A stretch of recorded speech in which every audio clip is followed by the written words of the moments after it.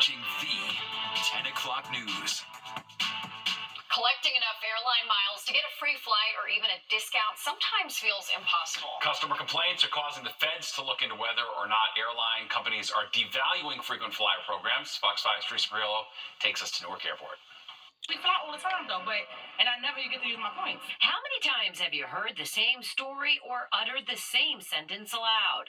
The moment when you're ready to book a trip only to find out your hard-earned frequent flyer points get you nowhere. Sometimes it hurts, especially when the points are expiring and the miles that you don't get to use them when you spend the money. The Department of Transportation is hoping to change that. They're looking into the loyalty programs of 4 major airlines, Delta, American, United, and Southwest, trying to figure out why they operate the way they do. Pauline Fromer is the co-founder of the Fromer's Guide. It's part of the game right now for the airlines to make it difficult for you to redeem your loyalty points. The idea here? Information is power.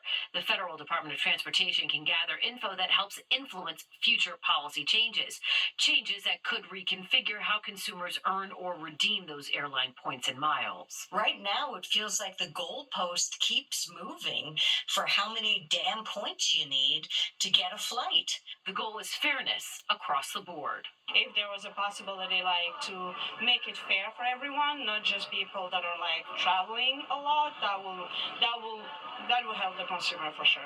And here's the thing, like a lot of issues right now, it's an election year, and so it's unlikely that anything will happen with this anytime soon.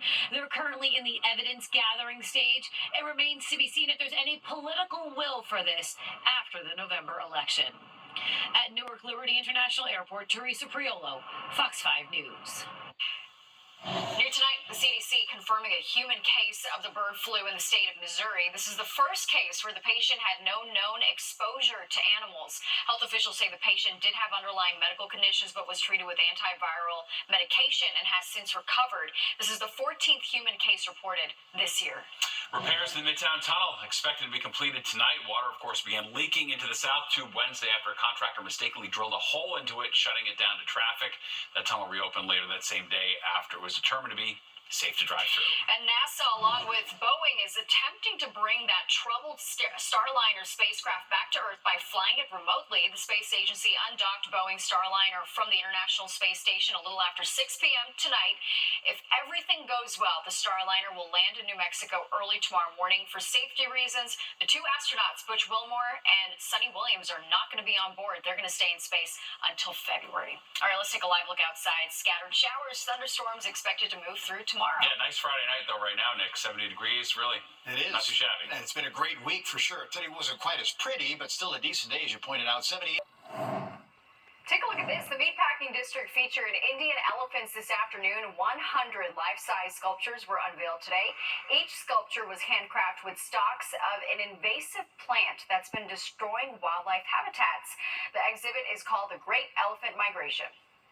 The whole plan is to migrate them from one side of America over the course of the next year to spread a message of coexistence and how to live with different animals at a time when people are overlapping to greater and greater degrees with wildlife. So amazing. Well, another goal of this project is to raise money for conservation. That's very cool. For the first time in 18 years, 2 American men are facing off in the U.S. Open semifinals. That's right, and fans are showing their love for both Frances Tiafoe and Taylor Fritz. Fox 5's Jennifer Williams takes us to the Grand Slam. I'm a tennis player myself, and it's really inspiring.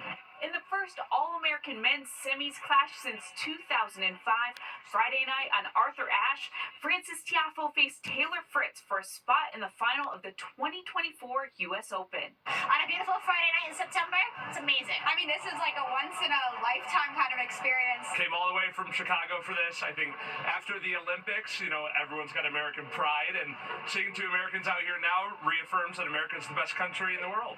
Go, go, go, go, my friend Tiafoe! Fritz, come on everyone, Fritz! While fans were feeling patriotic, they were pretty split as to which American they wanted to advance. Straight after college, I lived in the DMV, so you know who I'm rooting for, Tiafoe, baby. For me, it's particularly exciting because I've known Frances Tiafoe since he was 4 years old, and I've known the mother of Taylor Fritz since she was our client when I was an agent, and she was a top 10 player in the world. So I can't lose tonight. The winner of this match will take on the top seed in the tournament, Yannick Sinner, with the hopes of becoming the first American man to capture this title since Andy Roddick in 2003. We've put a lot of effort into the player base and making sure that we're bringing up the talent in this country, and so now we have representation of that, and it's really incredible for the sport.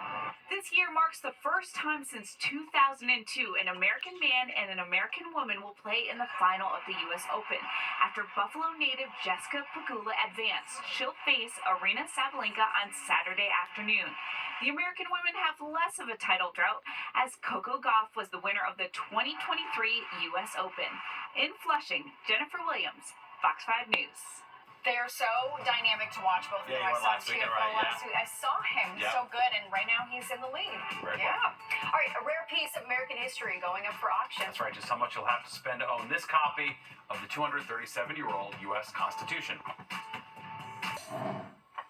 A mint-condition copy of the U.S. Constitution goes up for auction later this month. It had been missing for centuries and was found 2 years ago inside a filing cabinet in North Carolina. It's one of only 8 remaining copies printed in 1787. The minimum bid's $1 million, but it could go for a whole lot more. In 2021, a copy of the original Constitution sold for a record $43.2 million. That's how the beats. Wow, amazing. Yeah, all right, let's get a look at the weather, and tomorrow might be a little iffy, right, Nick? Yeah, it's going to